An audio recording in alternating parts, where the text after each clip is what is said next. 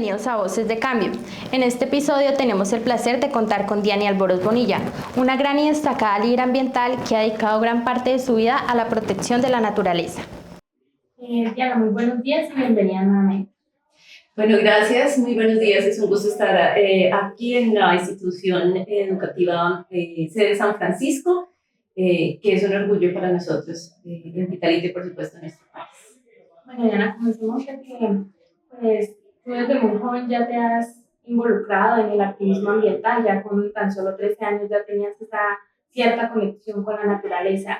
¿Cómo nació, digamos, de que empezaste tan joven en el activismo y la pasión que tienes para la protección de la naturaleza?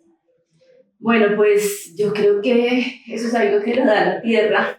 Creo que Vitalito somos muy afortunados porque tenemos muchas experiencias en muchos campos. Si miramos el deporte, si miramos los temas de educación, los artistas, es decir, hay algo innato en esta tierra que es especial, en esta tierra además que es del macizo colombiano. Yo creo que pues el territorio da mucho y finalmente uno se forma con lo que es el territorio. Crece en un territorio especial como es este y eso hace que exista un lazo natural en ese vínculo entre las personas que estamos aquí y la naturaleza. Lo que pasa es que a veces no nos damos cuenta en dónde estamos o a veces no desarrollamos ese vínculo tan estrecho que tenemos por ser de una zona especial como lo es el macizo colombiano, en donde estamos nosotros aquí en Vitalito. Entonces, yo creo que ese contacto natural con el medio en el que nos encontramos, con nuestra región muy rica naturalmente, es parte fundamental o fue parte fundamental. Por supuesto que estar rodeado de naturaleza y muchos recuerdos van hacia eso, a pesar de estar en zona urbana, no en zona rural, pero hacia el vínculo que tenemos con ese territorio. Creo que ahí eso cuenta mucho. Bueno, y esta pasión por la naturaleza te llevó a la comunicación. En el 2005 creaste un programa radial, Magazine Agenda Ambiental, que pues ha educado a muchas comunidades en parte del Huila, el Cauca, el Putumayo y el Caquetá. ¿Qué impacto has notado en estas comunidades gracias a este programa que has creado?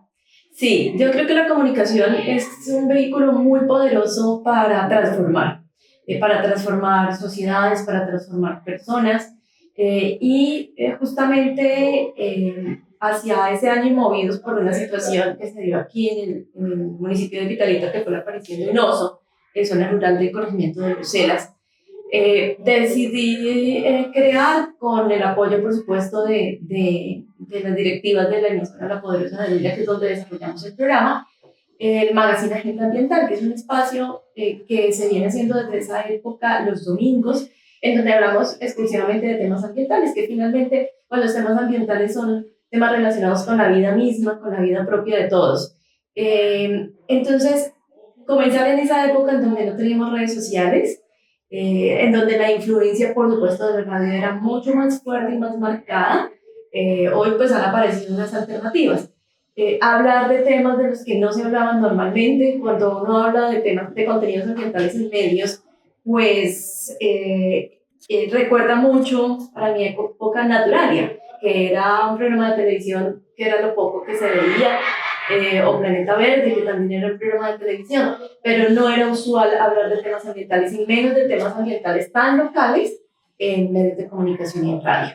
Eso permitió dos cosas. Uno, que el ciudadano del común, bien sea de la zona rural o de la zona urbana, se acercara. Muchas veces, incluso en la misma zona rural, no sabemos lo que hay a nuestro alrededor.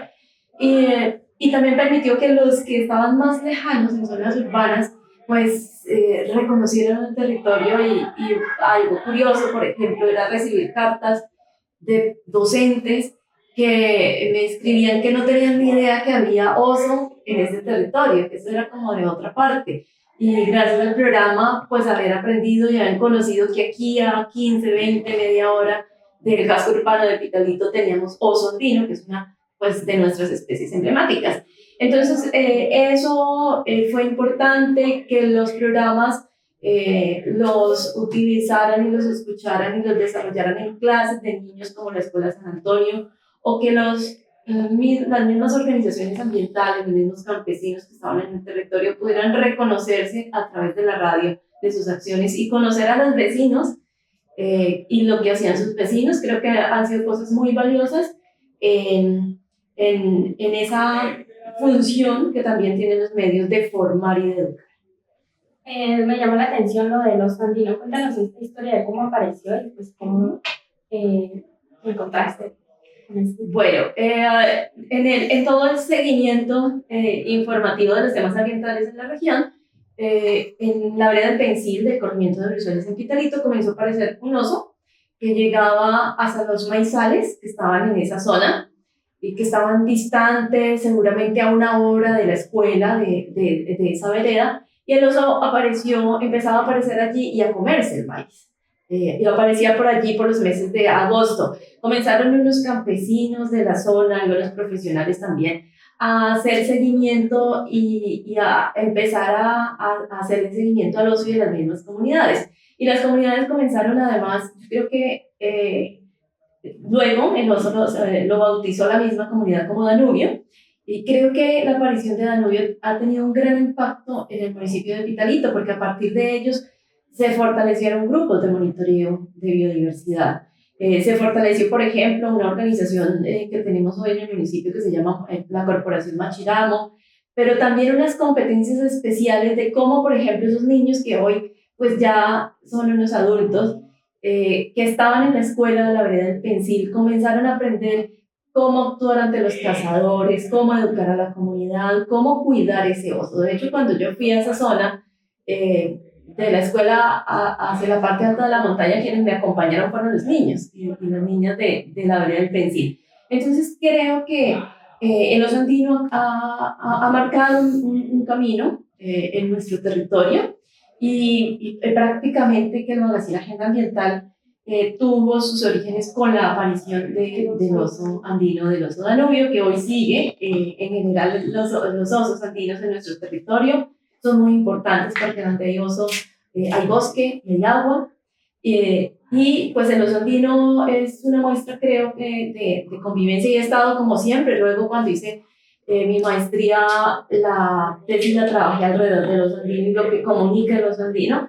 Entonces creo que el oso andino ha sido como también esa luz en el camino. Claro, el que empezó todo el...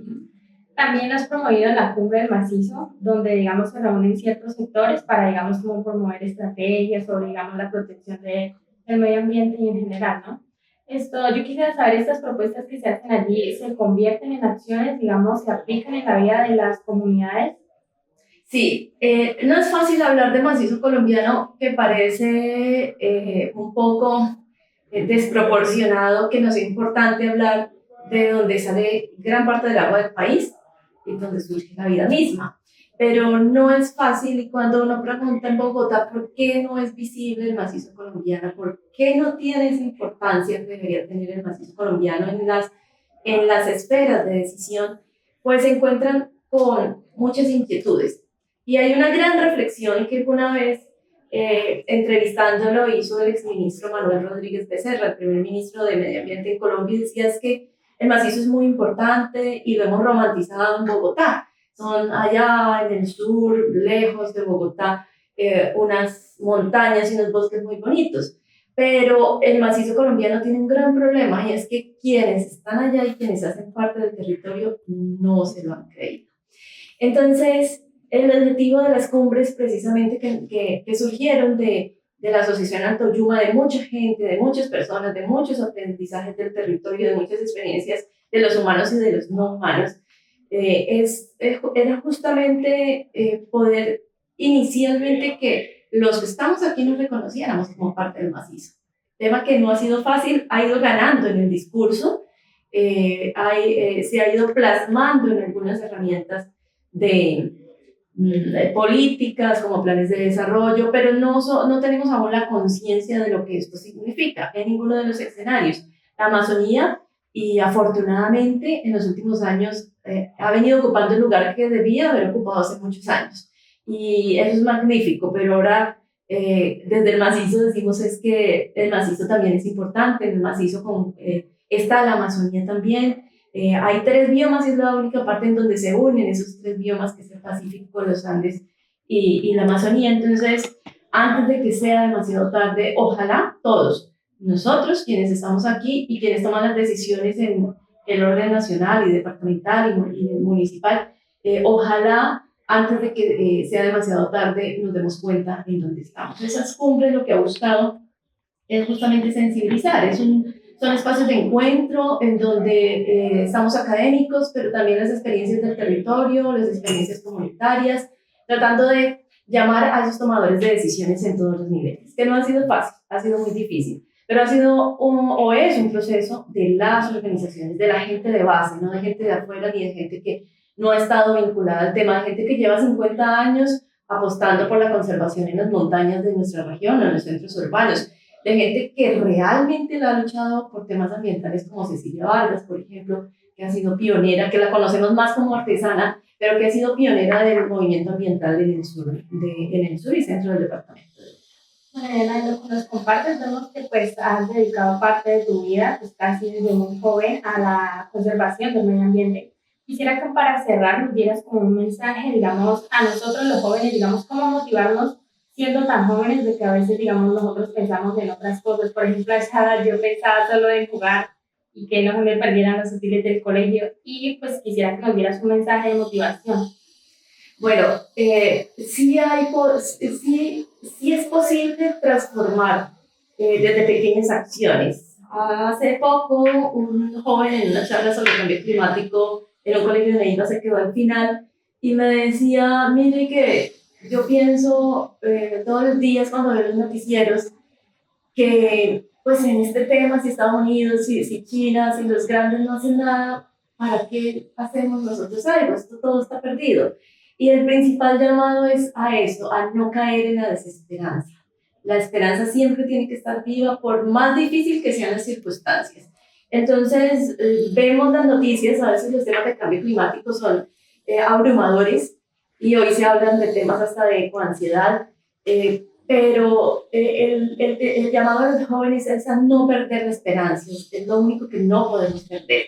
Y ese es un llamado muy especial porque pareciera que ya no hay nada que hacer y que ya nos fuimos con el calentamiento global y ya pasó todo. No, esas pequeñas acciones en los territorios, allá en las veredas, aquí en los centros urbanos, de pequeños municipios, son muy importantes. Porque cuando vimos esas pequeñas acciones que hacemos muchos, logramos movilizar nuestro país. Entonces, el llamado es a no perder la esperanza, es a pensar en lo que podemos hacer, pero pensar en que es nuestra vida, la de nuestros hijos, la de las generaciones que vendrán. No es un tema lejano, hoy ya lo estamos sintiendo y escuchamos especialmente a las personas del campo, por ejemplo, a nuestros abuelos, a nuestros adultos, decir es que esto cambió, es que el clima está loco, pero realmente ser conscientes que ya no tenemos los mismos recursos que teníamos antes, es decir, que ya no podemos hacer un uso irracional como hacíamos antes, ya no vivimos en la abundancia. Y cada una de las acciones que tenemos, cada una de las palabras que tenemos, cada una de las actividades que desarrollamos puede impactar para bien o para mal. El llamado es a estar ahí justamente en esos procesos de innovación y de cambio, y creo que los jóvenes tienen una herramienta muy poderosa y una capacidad hoy más fuerte de movilizar. El llamado es a movilizar hacia la vida, a partir de las diferencias, que es algo que nos enseña Luis Sandino, a partir de las diferencias del otro, de construir sobre el otro y lo que piensa el otro y cómo confluimos esas ideas. El llamado es a movilizarnos y a nunca perder la esperanza. Diana, muchísimas gracias por compartir tu historia y tu trabajo. Es inspirador ver que el compromiso y la educación, digamos, que has creado a lo largo de tu trayectoria, digamos, ha influido en pequeños cambios de que puede seguir para nuestro un futuro más sostenible. Muchísimas gracias a ustedes, felicitarlos por este espacio, gracias por invitarme y por supuesto que ese es el objetivo, de inspirar y que tengamos mejores líderes, y ojalá, y estoy totalmente segura que entre ustedes ya hay un avance muy importante en estos temas, hay una conciencia y tienen la oportunidad de jugar un papel muy importante no solo en los escenarios futuros, sino en los escenarios de hoy. Bueno, para cerrar este programa, te esperamos un pequeño detalle de parte de Cátedra. Espero que lo disfrutes mucho. Ay, gracias. Muchas gracias. Gracias a ustedes y a Cátedra. Eso es todo por hoy. Antes de despedirme quisiera dejarles una reflexión. Cada pequeña acción cuenta y juntos podemos marcar un cambio significativo para un futuro más sostenible. Hasta la próxima en Voces de Cambio.